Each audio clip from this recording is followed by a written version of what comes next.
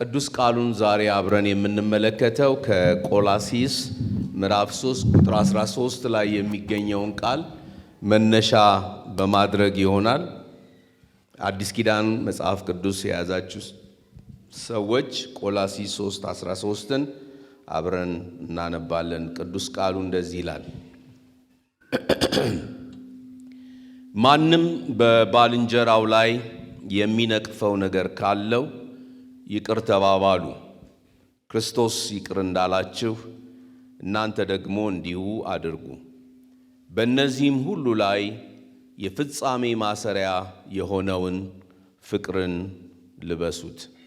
የመልእክቴ ርዕስ የይቅርታ ሕይወት የሚል ነው። እግዚአብሔር አምላክ እንዲያስተምረን አጭር ጸሎት እናደርጋለን። ቃሉን ደግሜ ያነባለሁ። እንደዚህ ይላል። ማንም በባልንጀራው ላይ የሚነቅፈው ነገር ካለው ይቅር ተባባሉ፣ ክርስቶስ ይቅር እንዳላችሁ እናንተ ደግሞ እንዲሁ አድርጉ ይላል። አንድ መኪና ሞተሩ ከተነሳ በኋላ አንዳንድ ጊዜ አይንቀሳቀስም። ሞተር እየበራ ድምፅ እያሰማ ለምንድነው የማይንቀሳቀሰው ብለው ባለሙያዎች ሲመለከቱት ምናልባት የደፈነው ነገር ሊኖር ይችላል ብለው ያስባሉ። ስለዚህ መኪና የሚያሽከረክሩ ሰዎች ወደ ባለሙያ ዘንድ ይወስዳሉ። ባለሙያው ያየዋል፣ ይፈትሸዋል። ከዛ በኋላ የደፈነውን ነገር ያወጣዋል።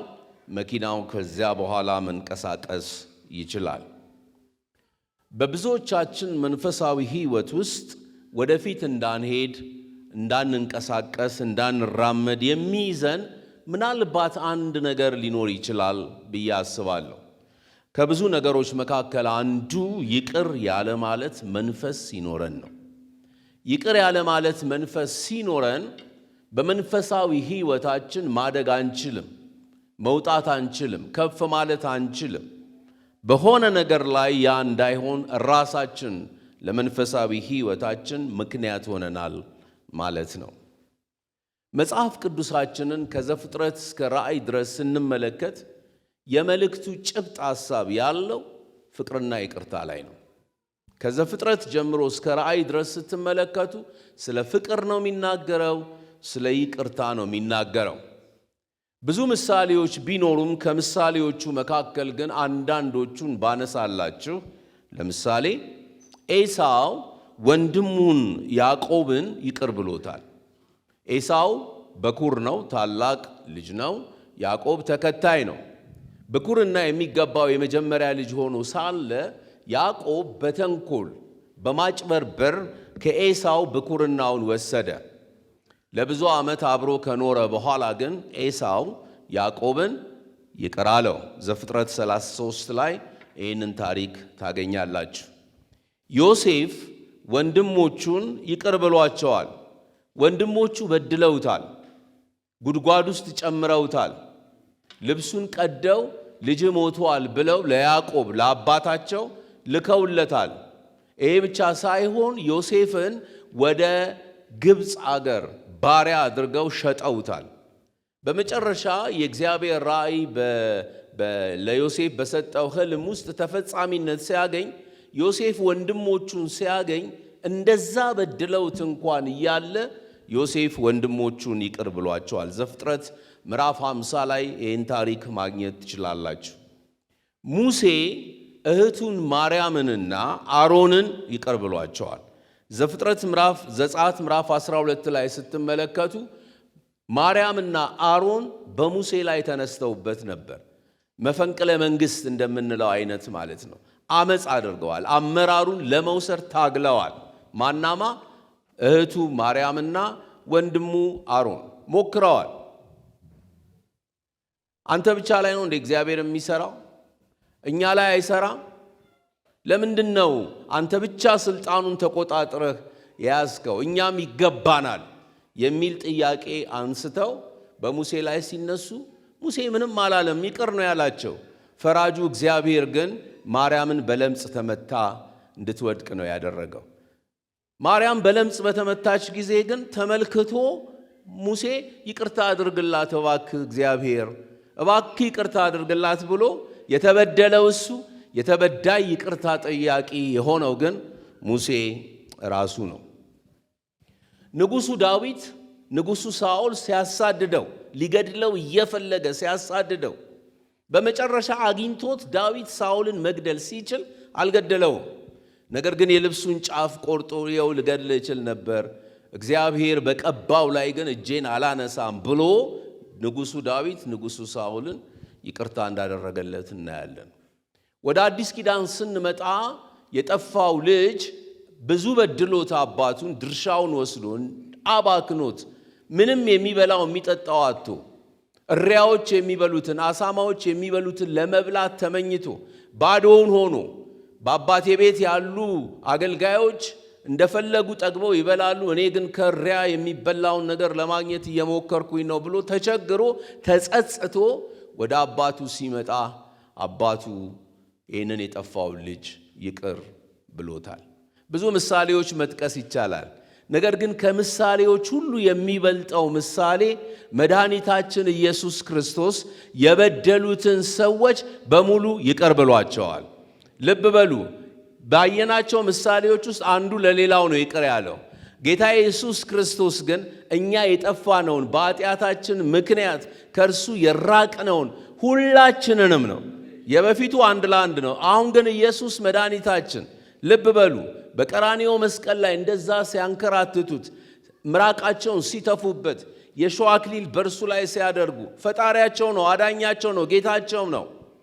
ብዙ ነገር ሲያደርጉበት ሲሰድቡት እሱ በመስቀል ላይ ሆኖ የሚያደርጉትን አያውቁምና ይቅር በላቸው ነው ያለው። የምሳሌዎች ሁሉ ቅንጮ በይቅርታ ጉዳይ ላይ ኢየሱስ መድኃኒታችን ነው። ክብር ለስሙ ይሁን እና ብዙ ምሳሌዎችን መጥቀስ ይቻላል። በጣም ብዙ ምሳሌዎችን መስጠት ይቻላል።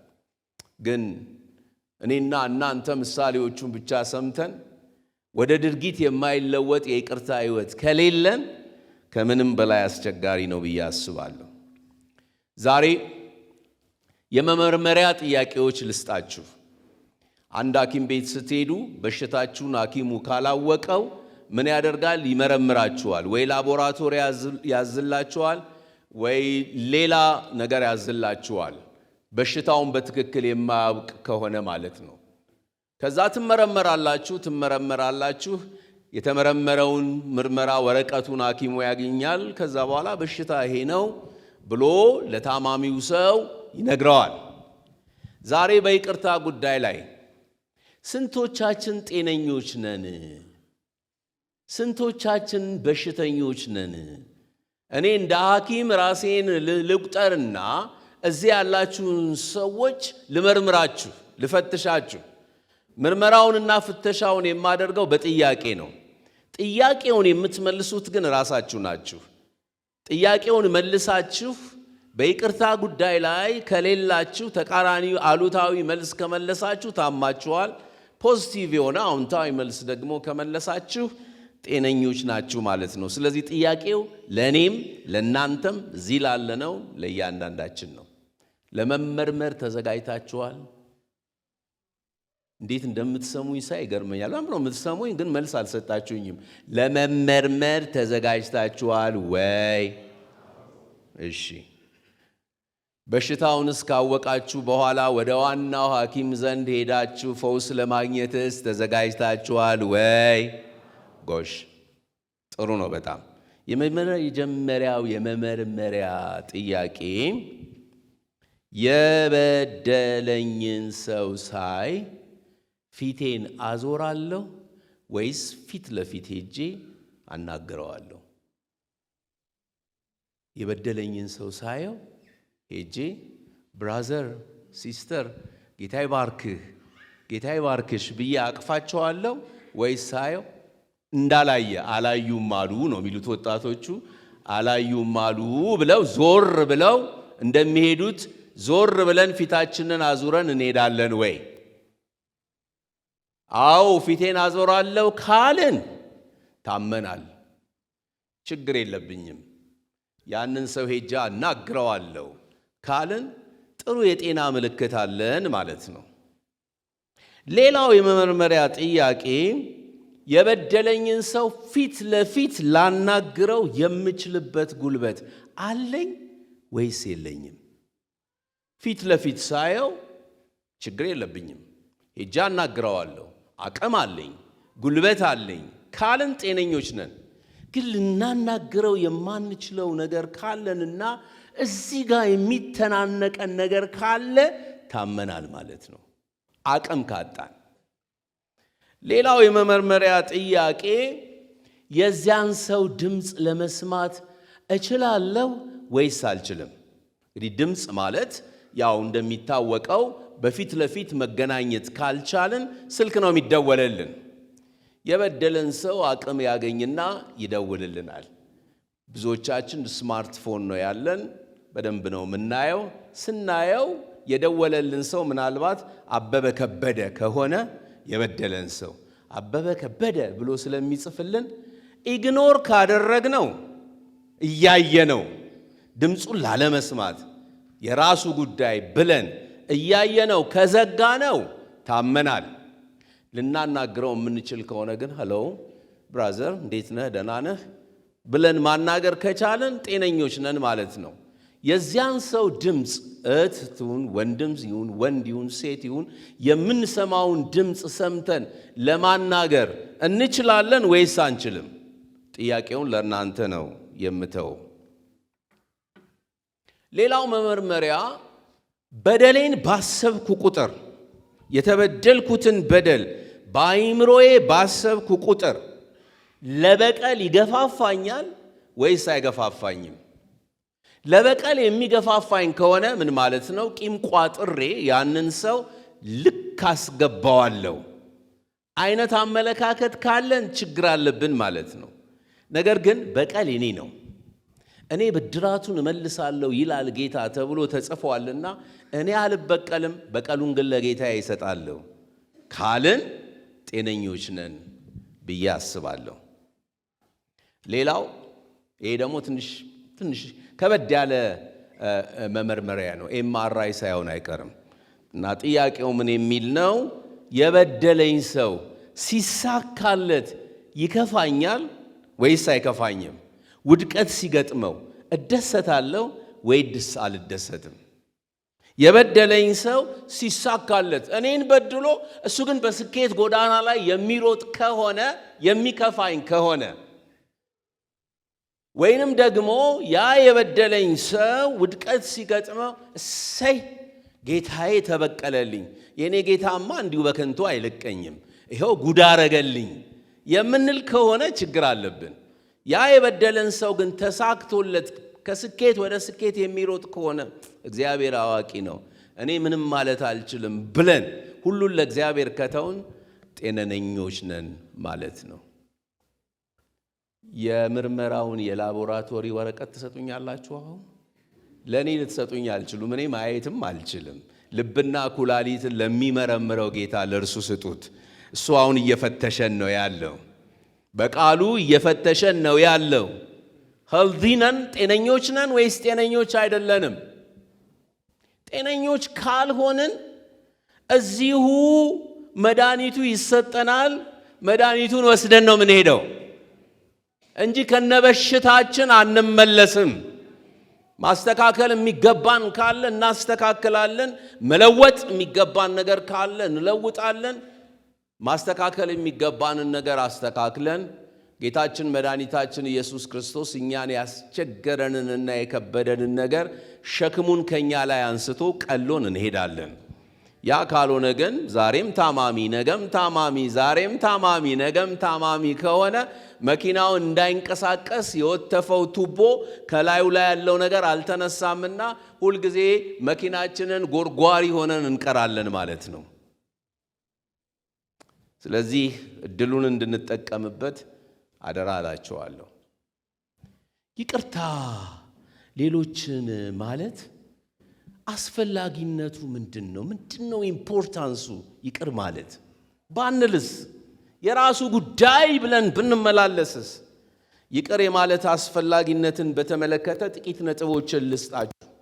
የመጀመሪያው ይቅርታን ማድረግ የተሰጠን ትእዛዝ ነው። ይቅር ማለት እኔና እናንተ ከጌታችን የተሰጠን ትእዛዝ ስለሆነ ነው። አስፈላጊነቱ ትእዛዙን ፈጻሚዎች ሆነን መገኘት ስንችል ነው። ጌታችን መድኃኒታችን ኢየሱስ ክርስቶስ በማርቆስ ወንጌል ምዕራፍ 11 ቁጥር 25 እና ቁጥር 26 ላይ ግልጽ በሆነ መንገድ ስለ ይቅርታ ሲያስተምር እንደዚህ ይላል። ለጸሎትም በቆማችሁ ጊዜ በሰማያት ያለው አባታችሁ ደግሞ ኃጢአታችሁን ይቅር እንዲላችሁ በማንም ላይ በእህት ይሁን በወንድም ይሁን በጓደኛ ይሁን በአገልጋይ ይሁን በማንም ላይ አንዳች ቢኖርባችሁ ይቅር በሉት። ይሄ ትእዛዝ ነው። እናንተ ግን ይቅር ባትሉ በሰማያት ያለው አባታችሁ ኃጢአታችሁን ይቅር አይላችሁ። ከባድ እኮ ነው። እኛ የተበደልነውን በደል አንዱ ሰው መጥቶ የበደለንን በደል ይቅር ማለት ካልቻልን እግዚአብሔር አምላክ በደላችንን ይቅር አይለንም ነው የሚለው። ግልጽ ነው። እኛ የምንበድለውና ይቅርታ የሚያስፈልገንን ያህል ሌላ ወንድማችን ወይም እህታችን አልበደለንም በቁጥር ብናስቀምጠው ወይም ሚዛን ውስጥ ብናደርገው በፍጹም። አባታችን ሆይ የሚለውን ጸሎት ስንጸልይ እንደዚህ ነው የምንለው። አባታችን ሆይ በሰማያት የምትኖር፣ ስምህ ይቀደስ፣ መንግሥትህ ትምጣ፣ ፈቃድህ በሰማይ እንደሆነች እንዲሁም በምድር ትሁን፣ የዕለት እንጀራችንን ዛሬ ስጠን እንልና የምትቀጥለው አረግ ቢቻል ብታልፈን ደስ ይለናል። ምን የሚል ነው? እኛም የበደሉንን ይቅር እንደምንል በደላችንን ይቅር በለን ነው የምንለው። እኛ የበደሉንን ይቅር ስንል ነው እርሱ በደላችንን ይቅር የሚለን ማለት ነው። እኛ የበደሉንን ይቅር ሳንል በደሌን ይቅር በለኝ ማለት አንችልም ማለት ነው። ልጆችን ሰንበት ትምህርት ቤት ሳስተምር አንዲት የ10 ዓመት ልጅ ትመስለኛለች። እንዲህ ብላ ነው የጠየቀችኝ። እንዲሁ ጋሼ እቺ እኛ የበደሉንን ይቅር እንደምንል በደላችንን ይቅር የሚለውን ቃል ሳልጸልየው ባልፍ ገና እኮ የ10 ዓመት ልጅ ናት። ልጆች እንኳን ተጣልተው ልታስታርቋቸው እኮ ስትፈልጉ ትከሻቸውን ነው እኔ አልታረቅም ነው የሚሉት። ይሄ ከልጅነት ጀምሮ በተፈጥሯችን ተጣብቆብን ያለ የሰው ልጆች ችግር ነው። ፎርጊቭነስ ይቅርታ ያለ ማድረግ ጉዳይ። ይቅር ማለት አስፈላጊነቱ ለምንድን ነው? ትእዛዝ ስለሆነ ነው። ትእዛዙን ደግሞ ማክበር ግዴታችን ስለሆነ ነው። መታዘዝ ከመስዋዕት ይበልጣልና። ለጸሎት በቆማችሁ ጊዜ፣ ለአምልኮ በቆማችሁ ጊዜ፣ በዛን ጊዜ በሰማይ ያለው አባታችሁ ኃጢአታችሁን ይቅር እንዲል የምትፈልጉ ከሆነ በመጀመሪያ እናንተ የበደላችሁን ሰው ይቅር በሉት ነው የሚለው። አባቶቻችን እንኳን ሲተርቱ ምን ይላሉ? ቂም ይዞ ጸሎት፣ ሳል ይዞ ስርቆት የለም ይላሉ። አንድ ሌባ ሰው ቤት ገብቶ ሳል ከያዘው ካለ ባለቤቱ ይነቃና ይይዘዋል። ስለዚህ በተቻለው መጠን ያፍነዋል። ሳሉን ብሎ አፍኖ ነው ስርቆቱን የሚያካሂደው። እኛም ቂም ይዘን አንዳንዴ የምንጸልየው ጸሎት ከሌባው ጋር ሳይመሳሰል አይቀርም። ለማምለክ፣ ለማገልገል፣ ለመስበክ፣ ለማስተማር፣ ጉድ ለማለት፣ የጌታን ነገር ለማድረግ ቂም ይዘን የምንጸልየውን ጸሎት እግዚአብሔር አይሰማም ማለት ነው። የይቅርታ አስፈላጊነቱ ትእዛዝ ስለሆነ ነው። ሁለተኛ ጌታችን ኢየሱስ ክርስቶስ ሌሎችን ይቅር ማለቱ ለእኔና ለእናንተ ምሳሌ ስለሆነልን ነው አስፈላጊነቱን መከተል የሚኖርብን። ኢየሱስ ቅድም ብያችኋለሁ ምሳሌ ሆኖልናል። ቀራንዮ መስቀል ላይ ተሰቅሎ እንደዛ አይነት ብዙ ስቃይ ሲቀበል ጌታ ኢየሱስ ምንድን ነው ያለው? የሚያደርጉትን አያውቁምና ይቅር በላቸው። የገዛ እጁ ፍጥረቶች ናቸው። ልብ በሉ ሰዎች ናቸው። እየበደሉ እየሰደቡ ብዙ ስቃይ ያደረጉ በጦር እየወጉ ብዙ ስቃይ ያደረጉበት ያሉት ሰዎች የእጆቹ ፍጥረቶች ናቸው። ግን የሚያደርጉትን አያውቁም፣ ይቅር በላቸው ነው ያለው ጌታ ኢየሱስ። የእሱን ምሳሌ ልንከተል ስለሚገባን ነው ይቅርታ አስፈላጊነቱ። ሶስተኛ እስጢፋኖስ ምሳሌያችን ስለሆነልን ነው። ሰማዕቱ እስጢፋኖስ ልክ እንደ ኢየሱስ ክርስቶስ እንደ መድኃኒታችን በድንጋይ ተወግሯል። የመጀመሪያው ሰማዕት ነው። ስለ ኢየሱስ ክርስቶስ የመጀመሪያው ሰማዕት ነው እስጢፋኖስ። የሐዋርያት ሥራ ምዕራፍ 7 ላይ ታሪኩን ታስታውሳላችሁ።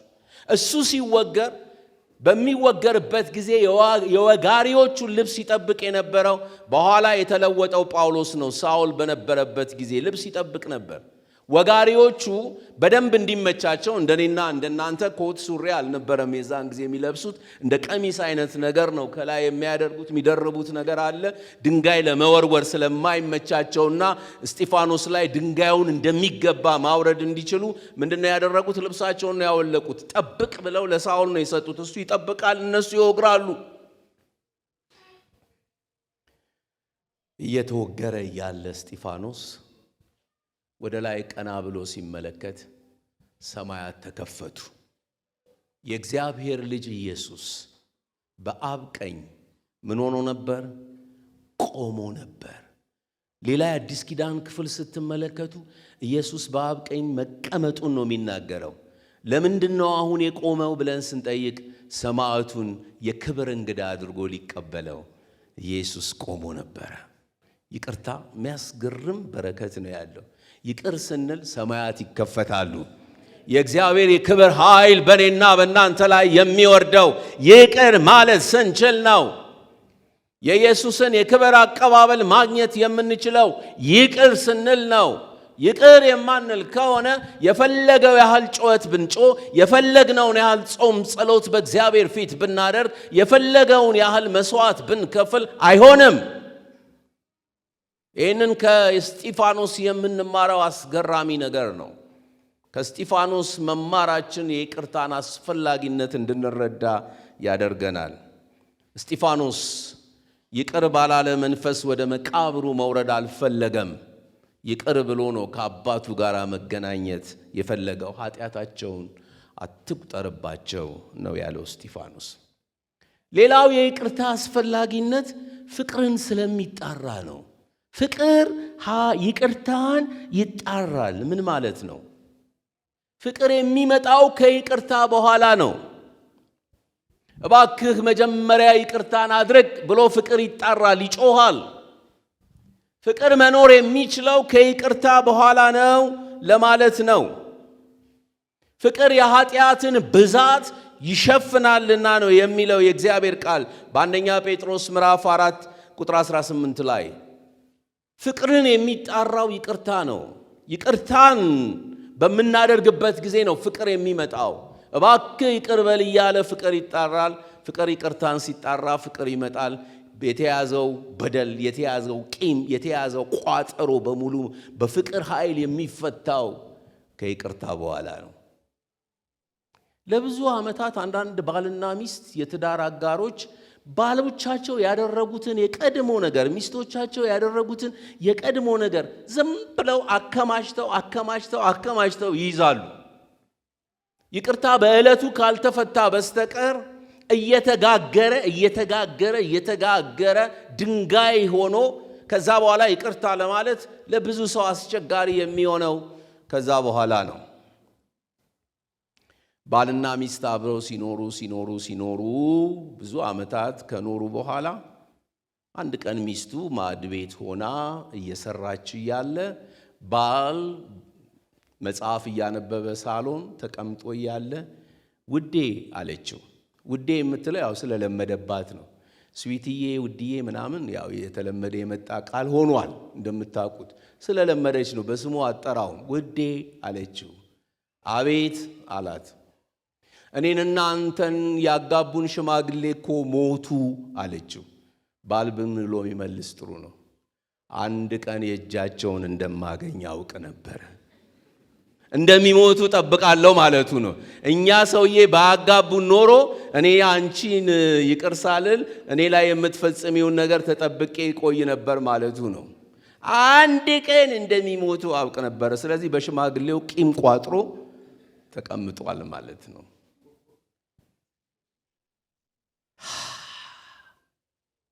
ምናልባት ቅዳሜ ዕለት የሚኖራችሁ የቤተሰብ ትምህርት ላይ እቺ ነገር ሳትነሳ እንደማትቀር ገምታለሁ። አገልጋይ ከአገልጋይ ጋራ፣ ባል ከሚስት ጋር፣ ጓደኛ ከጓደኛ ጋራ ፍቅር የሚያጣው ይቅር የሚል መንፈስ በህይወቱ እየጨመረ በሚመጣበት ጊዜ ነው።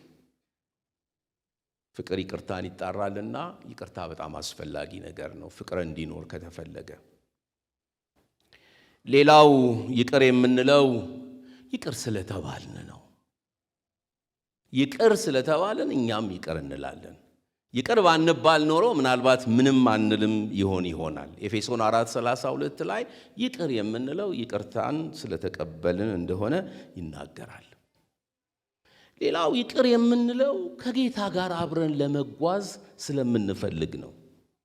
በአሞጽ ምዕራፍ 3:3 ላይ ሁለት ሰዎች ሳይስማሙ አብረው እንዴት መጓዝ ይችላሉ ይላል። ጥያቄ ነው የሚጠይቀው አሞጽ፣ ትንቢተ አሞጽ ላይ ሁለት ሰዎች አብረው ለመጓዝ መስማማት አለባቸው። አንድ ልብ፣ አንድ ሐሳብ፣ አንድ ፍቅር ሊኖራቸው ይገባል። አብረው አለበለዚያ መሄድ አይችሉም፣ መነጋገር አይችሉም። ሰው ከሰው ጋር ሳይስማማ ለመጓዝ ካልቻለ ይቅር የማይል ሰው ከእግዚአብሔር ጋር እንዴት አብሮ መጓዝ ይችላል? አይችልም። እግዚአብሔር ከዛ ሰው ጋር የሚጓዘው ያ ሰው የይቅርታ ሕይወት ሲኖረው ብቻ ነው። ይቅር ሳንል ወገኖቼ ጌታ እንዳይመጣብን መጠንቀቅ ስላለብንም ጭምር ነው ይቅር የምንለው። ይቅር ሳንል ጌታ ቢመጣ በፊቱ ምንድነው ምንመልሰው? የግድ እኮ ጌታ መምጣት የለበትም ይቅር ለማለት። እሱ ባይመጣም እኮ እኛ በተለያየ ሞት ተጠርተን መሄዳችን አይቀርም። ይቅር ሳንል እንዴት ያሳዝናል! እንዴት ያስቆጫል! እንዴት ያንገበግባል! ጌታ ሳይመጣ ወይም እኛ ወደ ጌታ ሳንሄድ ይቅር ማለት ከምንም በላይ አስፈላጊ ነገር እንደሆነ ልንረዳ ይገባናል። ምክንያቱም ቅዱስ ቃሉ ምንድነው የሚለው? ጊዜው መቼ እንደሆነ አታውቁምና ተጠንቀቁ፣ ትጉና ጸልዩ ነው የሚለው። ግልጽ ነው ቃሉ። ሁሌ በጥንቃቄ፣ ሁሌ በትጋት፣ ሁሌ በዝግጅት መኖር ያስፈልገናል። እኔ አሁን ይሄንን እየተናገርኩ ያለ በጣም የበደለን ሰው፣ ያስቸገረን ሰው፣ በእኛ ቋንቋና አነጋገር ጉድጓዳችንን እየቆፈረ ያለ ሰው ይኖር ይሆን? ወንድ ወይም ሴት? እሱንማ ይቅር አልልም የምንለው ይኖረን ይሆን? ይቅርታ ለራሳችን ነው፣ ለበደለን ሰው ብቻ እንዳይመስላችሁ። እሱን እንፈተዋለን በይቅርታ። ይቅር ባንል ግን እኛ ያንን ሰው በልባችን አስቀምጠን እያኖርነው ነው ያለነው። ስንሄድ አለ፣ ስንተኛ አለ፣ ተኝተን አለ። አሁን እንኳን እዚህ እግዚአብሔርን ቃል እየሰማን እያለ ይመጣብናል ያ ሰው ኪራይ ሳይከፍል እንደ ደባል ቤታችን ተቀምጦ ቁጭ ብሎ እየተመላለሰ ያስቸግረናል። መፍትሄው ለራሳችን ነው፣ ለሰውየው ብቻ አይደለም። ይቅር የምንለው ነፃ የምንወጣውና አርነት የምናገኘው ይቅር ስንል ነው። አሜን ትላላችሁ ወይ? ይቅር ስንል ነው። ያን ማለት ካልቻን ራሳችንን እየጎዳን ነው የምንሄደው ለማለት ያህል ነው። የአስፈላጊነቱ እውነት ከገባን እኔና እናንተ ስለ ይቅርታ የምንሰጣቸው 3 ባህሪያቶች አሉ። እሱን ደግሞ ልንገራችሁ። እነዚህ 3 ባህሪያቶች ምን ምን ናቸው? መጀመሪያ የምንለው እኔ ይቅርታ ማድረግ አልችልም ነው የምንለው። ተበድለን እያለ ይቅርታ ማድረግ አልችልም። የይቅርታን በር እንዘጋዋለን በኮድ ማንም ሊፈታ በማይችለው መንገድ ቅርቅር አድርገን እንዘጋዋለን እና እኔ ይቅርታ ማድረግ አልችልም እንላለን። ወገኖቼ እውነትን ልንገራችሁ፣ እኛ አንችልም። ልክ ነው። እኛ ባንችልም የሚያስችለን ጸጋ ከሰማይ ከእግዚአብሔር ዘንድ ይለቀቅልናል። ትሁት ሆነን ይቅርታ ማድረግ አልችልም ሳይሆን እግዚአብሔር ቢረዳኝ ይቅር እላለሁ፣ እግዚአብሔር ይረዳኛል ማለት አለብን እንጂ እኔ ይቅርታ ማድረግ አልችልም ማለት የለብንም።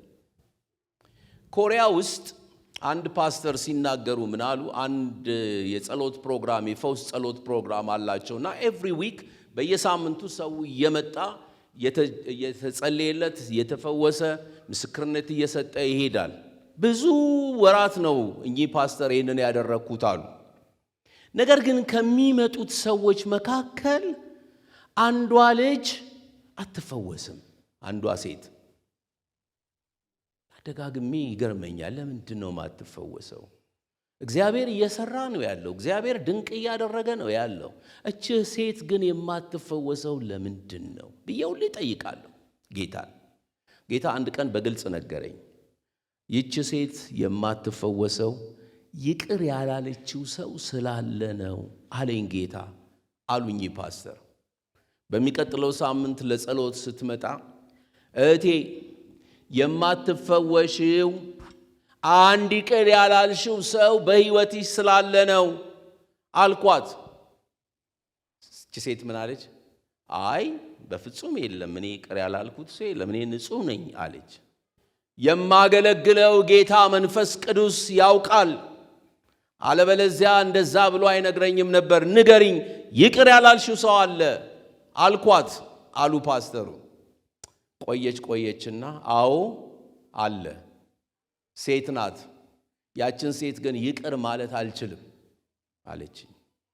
ምንድን ነው? ምን ብትበድልሽ ነው ይሄን ያህል ይቅርታ ማድረግ አልችልም ብለሽ የዘጋሽው? ምን ብታደርግሽ ነው ብዬ ጠየቅኳት አሉ። እቺ ሴት ታናሽ እህቴ ናት። ከልጅነት ጀምሮ ያሳደግኳት እኔ ነኝ፣ ያስተማርኳት እኔ ነኝ፣ ስራ እንድትይዝ ያደረግኳት እኔ ነኝ። ነገር ግን አንድ ጊዜ ከስራ ስመጣ ከባለቤቴ ጋር መኝታ ቤት ውስጥ ተኝተው አብራ አገኘዋቸው። ሁለቱንም ይቅር አልኳቸው። ሁለተኛ ደገመች። አሁንም ይቅር አልኳት፣ እሱንም ይቅር አልኩት። በመጨረሻ ግን ሚስቴን በፍቅር ሰበብ አታላ ወደ ሌላ አገር ሄዳለች። እችን ሴት እንዴት አድርጌ ነው ይቅር የምለው? ይቅር ልላት አልችልም፣ ይቅርታ ማድረግ አልችልም አለችኝ። እኔም ደግሞ ቀጠልኩና እህቴ እንዲህ የምትቀጥይ ከሆነም ደግሞ ጌታ እንደማይፈውስሽ ነው እየተናገረኝ ያለው፣ ይቅር ማለት አለብሽ አልኳት። ፓስተር ጸልይልኝ አለች። ጸለይኩላት አሉ። ከዛ በኋላ ድምጿን አውጥታ እህቴ ስሟን እየተናገረች የበደልሽኝን በደል አውቀዋለሁ፣ ይቅር ብዬሻለሁ፣ ባሌን ይቅር ብያለሁ ብላ እኔ የሰማው ድምጿን አውጥታ ያለቀሰች ከልቧ ይቅር አለች። ከዛ ጸለይኩላት። ጌታ በሚደንቅና በሚገርም ሁኔታ ፈወሳት ከያዛት በሽታ። ያ የሆነው ከምን በኋላ ነው? ከይቅርታ በኋላ ነው። ይቅርታ ማድረግ አልችልም የሚለው የመጀመሪያው ባህሪያችን። አልችልም፣ በቃ አልችልም፣ አትጨቅጭቁኝ የሚሉ ሰዎች አሉ። አትነዝንዙኝ፣ እኔ ይቅርታ ማድረግ አልችልም የሚሉ ሰዎች አሉ። ብዙ ነገሮቻቸው ይያዝባቸዋል። ሰማያት አይከፈትላቸውም። የእግዚአብሔር ጠል በሕይወታቸው በቤታቸው ላይ አይፈስም። ለምን? ይቅር ያለ ማለት ይቅርታ ማድረግ አልችልም የሚል ባህሪ ስላላቸው እግዚአብሔር ብዙ ጊዜ ነገራቸውን እንደሚይዝ አውቃለሁ። ሁለተኛ ባህሪያችን ምንድን ነው የምንለው? የበደለንን ሰው ምን እንለዋለን? አሁን ይቅርታ አደርግልሃለሁ፣ ወደፊት ግን ካንተ ጋር ያለኝ ግንኙነት አይቀጥልም ነው ምንለው። አሁን ይቅርታ አደርግልሃለሁ፣ ችግር የለብኝም። ምክንያቱም ያቃላ ቢያዝ እንደሚያዝበት ብዙ ነገር ስለሚያቅ ምን ይላል? እሺ አሁን ይቅርታ አደርግልሃለሁ፣ ወደፊት ግን ካንተ ጋር ያለኝ ኮኔክሽን ሪሌሽንሺፕ ይቋረጣል ነው የምንለው። ወገኖቼ ይሄ የክርስቶስ ባህሪ አይደለም። ክርስቶስ እኛን ይቅር ብሎ ከኛ ጋር አብሮ ከቀጠለ እኛ የመለኮት ባህሪ ተካፋይ የሆን ሰዎች ይህን ማድረግ አልችልም ማለት አንችልም። ሰውየው የፈለገውን ይሁን፣ ሴትየዋ የፈለገች ትሁን፣ እኛ ግን ይቅርታ አድርገን በህብረት በወዳጅነት በጓደኝነት ቀድሞ የነበረን ነገር አድሰን መቀጠል እንችላለን ብዬ አምናለሁ። ሶስተኛው ባህሪያችን ምን የሚል ነው? የበደለን ሰው እንዲህ ነው የምንለው፣ አሁን ይቅርታ አደርግልሃለሁ፣ ያደረግከውን ነገር ግን ፈጽሞ አረሳው ነው የምንለው። ስለዚህ አእምሮአችን ውስጥ ያንን ነገር አከማችተን እንይዘዋለን። ይቅር እልሃለሁ ግን ያደረግከውን ነገር አረሳ ማለት አንድን ቤት ቆሻሻውን ካጸዳን በኋላ ቆሻሻውን እዛ ቦታ መተው ማለት ነው። ከጸዳ መጽዳት አለበት እንጂ ቆሻሻውን እዛ መተው ሙሉ የሆነ ጽዳት አልተደረገም ማለት ነው። ብዙ ሰው እንደሱ ነው የሚለው። ነጮቹ ምን ይላሉ? God has forgiven and forget it ነው የሚሉት። እግዚአብሔር ይቅር ይላል፣ ይረሳዋል፣ ፈጽሞ አያስታውሰውም። በጣም የሚገርም ቃል ነው። በዕብራውያን 10:17 ላይ የዕብራውያን ጸሐፊ ከሌላ ቦታ ኮት አድርጎ የሚናገረው እውነት ይህንን የሚያሳይ ነው። ኃጢአታቸውንና አመፃቸውን ደግሜ አላስብም ይላል እግዚአብሔር። እኛ አንዳንድ ጊዜ እንዲያውም በጣም ሰዎች ስለሆንን እዚያ አእምሮአችን ውስጥ ልባችን ውስጥ ስለምናስቀምጠው በእግዚአብሔር ፊት ይቅርታ እንደተደረገልን እንኳን አንዳንድ ጊዜ በቃ እውነት አይመስለንም። በድለነው እግዚአብሔርን ይቅር ብሎናል፣ ግን የሚያስታውስ ይመስለናል። እንደ ሰው የሚያስታውስ ይመስለናል። እና ልክ እንደ ሰው መጥቶ እንዴ ባለፈው እንዲያርገህ እኮ ይቅር ብያለሁ፣ አሁን ደግሞ እንደገና ታደርጋል አይልም እግዚአብሔር። ቃሉ ምንድነው የሚለው? በደላቸውን ምስራቅ ከምዕራብ እንደሚርቅ ከነርሱ ላይ አርቅ ያለው ነው የሚለው። በደላችንን ይደመስሰዋል፣ ኃጢአታችንን ይቅር ይለዋል፣ ደግሞ አያስበውም። በቃ ይሄ የምህረት አምላክ ስሙ ከዘላለም እስከ ዘላለም የተባረከ ይሁን። እሱ እንደ ሰው አይደለም ጨርሶ። የሰው ልጆች ግን ይቅር ካልን በኋላ አረሳውም እንላለን። እንዲህ ካልን ፍጹም ይቅርታ ስላላደረግን ይቅር የምንልበትን አቅምና ጉልበት እግዚአብሔር እንዲሰጠን በፊቱ መጸለይ ያለብን ብዬ አስባለሁ። ይሄ ሶስት ባህሪያችንን ካየን በኋላ ታዲያ እንዴት ነው ይቅርታን መለማመድ የሚኖርብን? ምንድን ነው የምታካፍለን? ምንድን ነው የምትመክረን?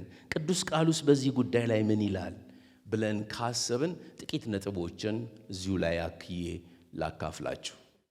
አንደኛ፣ መበደላችንን አናስታውሰው። ባስታወስነው ቁጥር መራርነት፣ ቢተርነስ ሕይወታችንን ይቆጣጠረዋል። መራር ነው ምን ሆነው ባሰብነው ቁጥር።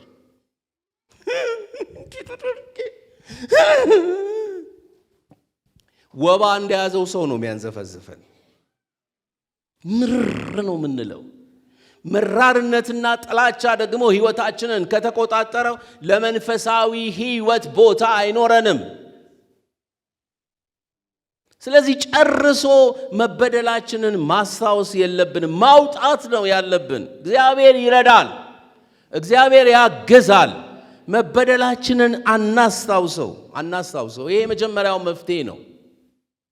ሁለተኛ፣ ይቅር ማለት ካልቻልን በደሉ ከሕይወታችን አይጠፋም። ይቅር ስንል ግን የጥል ግድግዳ ነው የሚፈርሰው። ስለዚህ ይቅር ስንል የዛን ጊዜ በደሉ የበደለን ሰውና የተበደልንበት ሁኔታ ከሕይወታችን አይጠፋም። ይቅር ስንል ነው የጥል ግድግዳ የሚፈርሰው። ስለዚህ እንወቅ፣ ሁልጊዜ ይቅር ካላልን ግድግዳ አለ ማለት ነው። በእኛና በበደለን ሰው መካከል የጥል ግድግዳ አለ ማለት ነው። ይፍረስ እሱ። ሶስተኛ፣ ከበደለን ሰው ይልቅ እኛ በድለን የተደረገልንን ይቅርታ እናስብ። ከተበደልንበት በደል ይልቅ እኛ ይቅር የተባልነው ነገር ነው የሚበዛው። ለምሳሌ የበደለን ሰው ወይም የሚበድለን ሰው በቀን አንዴ ሊሆን ይችላል። እኛስ እግዚአብሔርን የምንበድለው በቀን ስንት ጊዜ ይሆናል? ምናልባት 20 ጊዜ፣ 30 ጊዜ። በደል እኮ ስንል በአካል የምንፈጽመው ኃጢአት ብቻ አይደለም።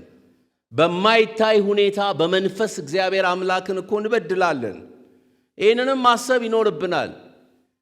ከበደለን ሰው ይልቅ እኛ እግዚአብሔርን የምንበድለው በደል እንደሚበዛ አውቀን ይቅርታን በሕይወታችን ልንለማመድ ይገባናል። አራተኛ እግዚአብሔር እንዲረዳን እንጸልይ። ድምፃችንን አውጥተን ከሙሉ ልባችን የበደለን ሰው ስም እየጠራን እንጸልይ። ለምሳሌ የበደለን ሰው አበበ ከሆነ አበበ፣ ከበደ፣ ተስፋዬ የኢትዮጵያውያን ኮመን ስሞች ናቸው። ስለዚህ በምሳሌ ብጠቀም አበቦች፣ ከበደዎች፣ አበበች፣ ከበደች፣ ተስፋዬ፣ ተስፋነሽ ካላችሁ ይቅርታ አድርጉልኝ። የተለመዱ ስሞች ስለሆኑ ነው ይሄንን የምናገረውና ድምፃችንን አውጥተን የበደለን አበበ ከሆነ አበበን እግዚአብሔር አምላክ ሆይ ይቅር ብየዋለሁ፣ አበበችን ይቅር ብያታለሁ። የበደሉን ሰው ስም እየጠራን ማለት ነው። ደዛ ነው ስናደርግ የሚገርማችሁ ነገር በውስጣችን ያለው ቂም፣ ቋጠሮ፣ እንደገና ልንሰራ የፈለግነው ነገር፣ የቋጠርነው ነገር፣ የያዝነው ነገር፣ የተለያዩ ነገሮች ቅንዓትም ቢሆን ሌላም ነገር ቢሆን ከውስጣችን ተጠርጎ ይወጣል። እግዚአብሔር ደግሞ ይናገረናል እኮ በአንድም በሌላም መንገድ ይናገረናል። እኛም ቢ ያልን ግድግዳ እያበጀን እየዘጋን እናስቸግረዋለን እንጂ ይናገረናል። እኔ በማገለግልበት ቤተ ክርስቲያን በኢፊድሪ ብዬ ብጠራ ይሻላል፣ በደርግ ጊዜ እንደማለት ነው። በጣም ትልቅ ሚኒስትር ደረጃ ላይ የደረሱ አንድ አባታችን ታላቅ ወንድማችን አሉና አንዴ እሳቸው ሲመሰክሩልን የነገሩን ነገር አልረሳም። ምን አሉ? እዛ ካቢኔ ውስጥ ነበርኩኝ፣ የጠቅላይ ሚኒስትሩ ካቢኔ ውስጥ ነበረ ምሰራው በዛ ዘመን እና እኔ አማኝ መሆኔ ይታወቃል፣ የጌታ ሰው መሆኔ ይታወቃል። እና አማኝ በመሆኔ ምክንያት ብዙዎቹ አብረውኝ የሚሰሩ ሰዎች ብዙ ይሰድቡኛል አሉ። በቃ የማያስፈልግ ስድብ ይሰድቡኛል። ሹመት ሲመጣ የሚሾሙት እነሱ፣ የኔ በታች ሰራተኞች ናቸው፣ ግን የሚሾሙት እነሱ። ወደ ሀገር የመውጣት እድል ሲመጣ እኔን ይዘጉኝና እኔን ያልፉኝና እነሱን ነው የሚልኩት። በጣም እናደዳለሁ፣ በጣም እቆጫለሁ። እየበደሉኝ ይቅርታ ለማድረግ በጣም እቸገራለሁ አሉ። አንድ ቀን እንደዚሁ ስብሰለሰል እሁድ ቀን ነው አሉ። አልጋዬ ላይ መኝታ ቤቴ ላይ ቁጭ ብዬ እያለሁ የ3 ዓመት ልጃችን ገና 3 ዓመቷ ነው ሳሎን ስትጫወት ድምጿን እሰማለሁ። እኔ ደግሞ እዚህ በብሽቀት የበደሉኝን ሰዎች እያሰብኩ እናደዳለሁ አሉ። እና ያቺ የ3 ዓመት ልጅ እኔ የተቀመጥኩበት እኔ ነበርኩበት መኝታ ክፍሌ በሩን ክፍት አደረገችና አባብዬ አትቅና አለችና በሩን ዘግታ ተመልሳ ወደ ጨዋታዋ ሄደች። ወዲያውኑ ጌታ እንደተናገረኝ አውቄ አልጋዬ ስር ተንበርክኬ የኔ ጌታ ትናገረኛለህ፣ በ3 ዓመት ልጅ ትናገረኛለህ፣ ለካ አንተ ከኔ ጋር ነህ ብዬ የበደሉኝን ሰዎች ስም እየጠራው ይቅርታ አደረግኩላቸው። እግዚአብሔር አምላክ ፈታኝ። እኔን ከፈታኝ በኋላ የምሰራበትን አካባቢ ለወጠው። በሚገርምና በሚደንቅ ሁኔታ ከጥቂት ጊዜ በኋላ ሹመት አገኘው ብለው መሰከሩ። እና ብዙ ልንበደል እንችላለን ወገኖቼ። ሰዎች አውቀውም ሳያውቁም ሊበድሉን ይችላሉ። የሚያዋጣን ግን እኔና እናንተ የሰዎቹን ስም እየጠራን ይቅርታ ልናደርግላቸው ይገባል። ድምፃችንን አውጥተን ይቅርታ ልናደርግላቸው ይገባል። 5ኛ የበደለን ሰው እኛን የበደለበትን ምክንያት እንወቅ። አንዳንድ ጊዜ ከሰውየው ይልቅ ፊት ለፊት ከሚመጣው ሰው ይልቅ ከጀርባው ሰዎች ሊኖሩ ይችላሉ ብለን እናስብ። እንዴት እንደሚገባቸው አላቅም ሐሳቤ። አንዳንድ ጊዜ ፊት ለፊት የሚመጣ አለ። ዝም ብሎ ተከፋይም ሊሆን ይችላል፣ ተቀጥሮም ሊሆን ይችላል። እኛን ለማብሸቅ፣ እኛን ለማናደድ፣ የእኛን በር ለመዝጋት የሚመጣ ሰው ሊኖር ይችላል። ክንውኑን ግን የሚያደርጉ ከጀርባ ሰዎች ሊኖሩ ይችላሉ። ስለዚህ ጉዳዩን ቀስ ብለን እንፈትሽ፣ እንመርምር። ይሄ ሰው ግን ለምንድን ነው ይሄንን የሚያደርገው? በራሱ ነው የሚያደርገው ወይስ ከጀርባው ሰዎች አሉ ብለን ለመመርመር እንሞክር። እየበደለን ያለው ሰው እሱ ላይሆን ስለሚችል ማለቴ ነው። አምስተኛ ጸጋ፣ ምሕረት፣ ርኅራኄ የተባሉ የመንፈስ ቅዱስ ልብሶችን እንልበስ። እነሱን ስንለብስ ይቅር ማለት እንችላለን። ይቅርታ ማድረግ እንችላለን።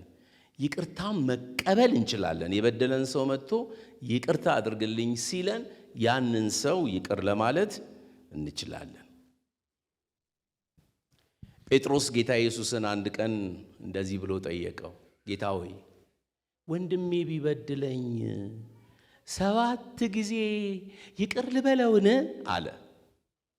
በአይሁድ ባህል መሰረት ይቅር በሉ የሚሉት የአይሁድ ረቢዎች፣ የአይሁድ አስተማሪዎች 3 ጊዜ ብቻ ነው፣ ባህላቸው ነው። አንድ ሰው ሲበድል 3 ጊዜ ይቅር በለው፣ ከዛ በኋላ የፈለገው ይሁን ብለው ነው የሚያስተምሯቸው። ጴጥሮስ ግን ደግ ሆኗል። እንዴት ነው ደግ የሆነው? ቁጥሩን 7 አድርሶታል። ወንድሜ ቢበድለኝ 7 ጊዜ ይቅር ልበለውን ሲል እጥፍ ሄዷል። አንድ ደግሞ ቦነስ ጨምሯል። የ3 እጥፍ 6 ነው። አንድ ሲጨመር 7 ነው። ወንድሜ ቢበድለኝ 7 ጊዜ ይቅር ልበለውን ብሎ ሲናገር ጌታ ኢየሱስ ሰማና 7 ጊዜ አልልህም ኬፋ፣ 7 ጊዜ አልልህም ጴጥሮስ፣ 7 ጊዜ 70 እንጂ አለው። 7 ጊዜ 70 እንጂ አለው። 7 ጊዜ 70 ስንት ማለት ነው? 490 ማለት ነው። ወንድማችን ቢበድልን 490 ጊዜ ይቅር አንለውም። ኢየሱስ 7 ጊዜ 70 ያለው ቁጥሩን ለመጥቀስ ሳይሆን ይቅርታ ወሰን የለውም ለማለት ነው። ቀኝ እጆች ከፍ ይበሉና ይቅርታ ወሰን የለውም በሉ።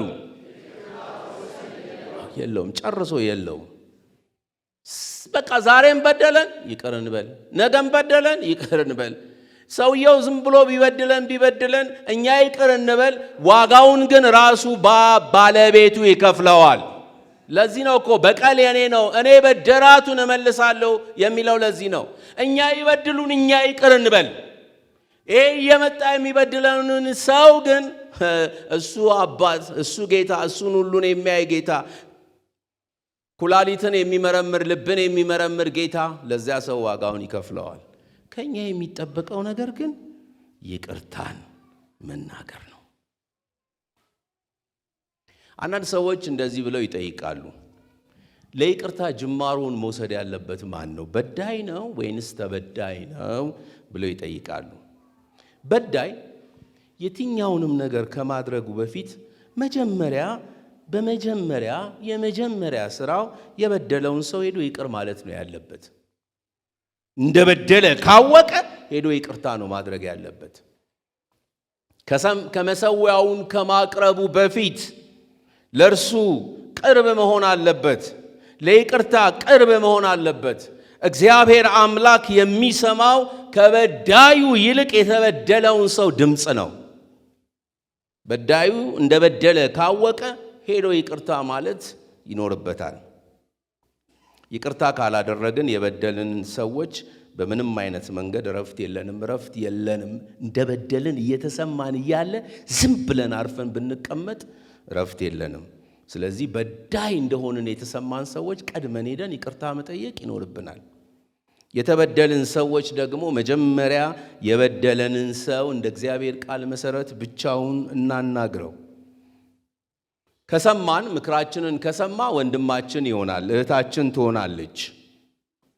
የማይሰማ ከሆነ ደግሞ ቤተ ክርስቲያን በመካከል ገብታ ፍርዱን መስጠት ትችላለች።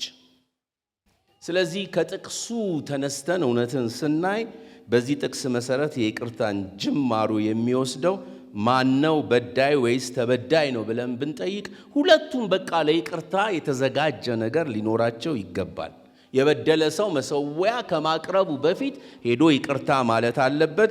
ተበዳይም እንደተበደለ ካወቀ ሄዶ የበደለውን ሰው ያናግረው። ሁለቱም ለይቅርታ ኃላፊነት አለባቸው ብዬ ነው የማምነው። ስለ ይቅርታ መናገር ቀላል ነው፣ በጣም ቀላል ነው። በሕይወት ተሞክሮ ውስጥ ግን ይቅርታ ማድረግ ከፍተኛ የሆነ መንፈሳዊ ልምምድ ነው። 2 ምስክርነቶቼን ከነገርኳችሁ በኋላ መልእክቴን አጠናቅቃለሁ። የመጀመሪያው እኔ ቤተሰብ ውስጥ 5 ነን፣ 2 ወንዶች 3 ሴቶች። አንድ ብቸኛ ወንድም ነው የነበረኝ። በፊት በነበረው የፖለቲካ ስርዓት ውስጥ ወንድሜ የአንድ ፓርቲ አባል ሆኖ በቀይ ሽብር ምክንያት ይገደላል። አንድ ብቸኛ ወንድማችሁን በሞት ማጣት ከባድ ነው። ብዙ ያብሰለስለኝ ነበረ፣ ብዙ ይከነክነኝ ነበር። አልፎ አልፎ አለቅሳለሁ ወንድሜን በማጣቴ ምክንያቱም የሁለታችን ፍቅር በጣም ልዩ ነበረ። በመካከላችን አንዲት እህት ነው ያለችኝ፣ የታላቄ ታላቅ ነው እሱ። ካናዳ አገር ለአገልግሎት ተጋብዤ ሄድኩ። አንድ ክፍለ አገር በጣም ጥሩ ኮንፈረንስ ነበር። 3 ቀን የፈጀ ግሩም ኮንፈረንስ ነበር። ኮንፈረንሱ ካለቀ በኋላ እቤቱ ያደርኩት ጓደኛዬ እንደዚህ አለኝ። የቤተ ክርስቲያናችን አገልጋይ ዲያቆን የሆነ ሰው በአገልግሎት በጣም ስለተባረከ ምሳ ልጋብዘው ብሏል አለኝ። ደስ ይለኛል አልኩት። ማን ነው ግን ብዬ ስጠይቀው ስሙን ሲነግረኝ ወንድሜ እንዲገደል የወሰነ ሰው ነው። ምን ላድርግ? ምን አልኩት። እከሌ ይባላል። ምን ነው አለኝ። እንዴ እከሌ እኮ ጎረቤታችን የነበረ ወንድሜ እንዲገደል ከወሰኑት ሰዎች መካከል አንዱ ነው። እንዲገደል የወሰነው እሱ ነው። እሱ ካልሞተ በስተቀር ብሎ እንደተከራከረ ከሰዎች ሰምቼ መሞት አለበት ብሎ የመጀመሪያውን ቅድሚያ ውሳኔ የወሰነ ሰው እሱ ነው። እና ትሄዳለህ አለኝ ጓደኛዬ። እኔ እንጃ፣ እንደ ክርስቲያን እንደ አገልጋይ ልጸልይበት አልኩት። በጣም ከባድ ነው። ወንድማችሁ እንዲገደል ውሳኔ የሰጠ የግድ ጠመንጃና ሽጉጥ ማውጣት የለበትም። አውጥቶም ሊሆን ይችላል፣ አላቅም እሱን። እና እሱ ጋር ሄዳችሁ ተጋብዛችሁ ቤት መብላት ምንድነው የሚሰማችሁ? ስጋዬ ምንድነው የሚለኝ? የምትሄድ ከሆነ የወንድምህን ስጋ ነው የምትበላው። የሚጠጣውን ነገር ቢያቀርቡልህ የወንድምህን ደም ነው የምትጠጣው ይለኛል ስጋ። እየጸለይኩ እያለ ግን ጌታ ምን አለኝ? የስጋ ወንድምህን አጥተሃል። ይሄ ደግሞ አሁን የኔ ልጅ ሆኗል፣ ያንተ ወንድም ሆኗል። ሂድ አለኝ። ማንን ልታዘዝ? ስጋዬን ወይንስ ጌታን? ጌታን መታዘዝ ነበረብኝ። ሄድኩ። ትግሉ ልነግራችሁ አልችልም። በጣም ከባድ ነው። እዛ ተቀምጠን እያለ እንዴት ከባድ ትግል እንደሆነ ልነግራችሁ አልችልም። ጌታ ግን ጸጋውን አበዛልኝ።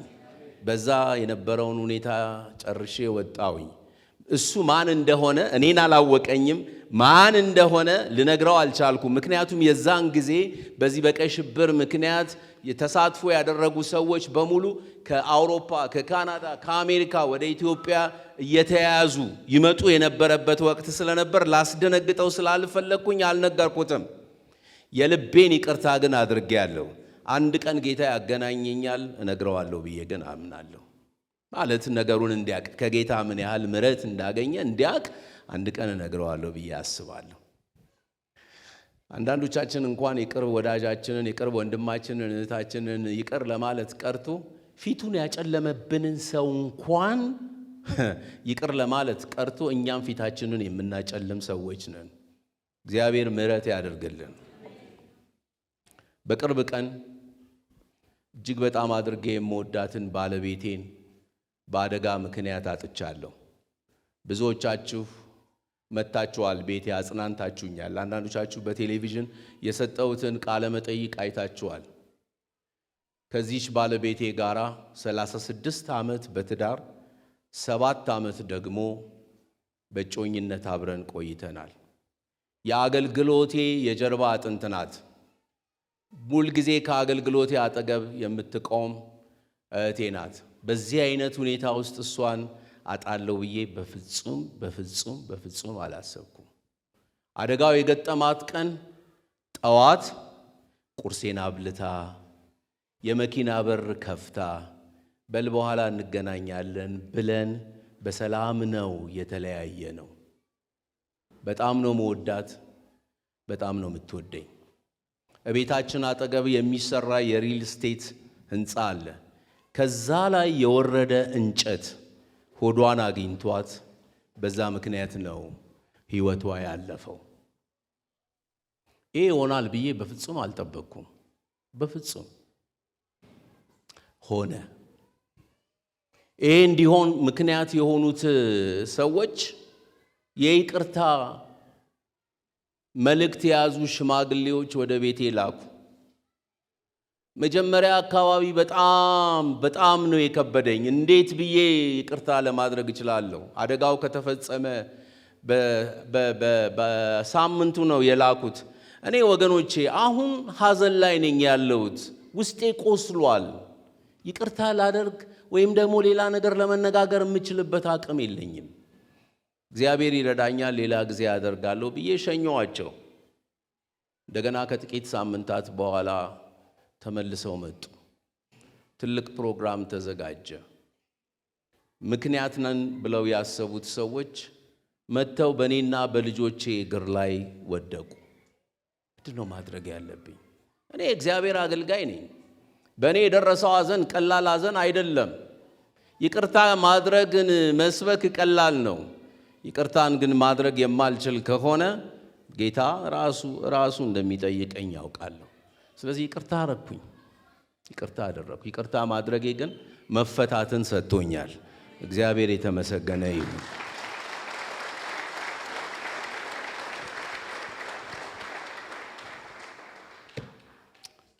ይቅርታ ሕይወት ነው። ይቅርታ እረፍት ነው።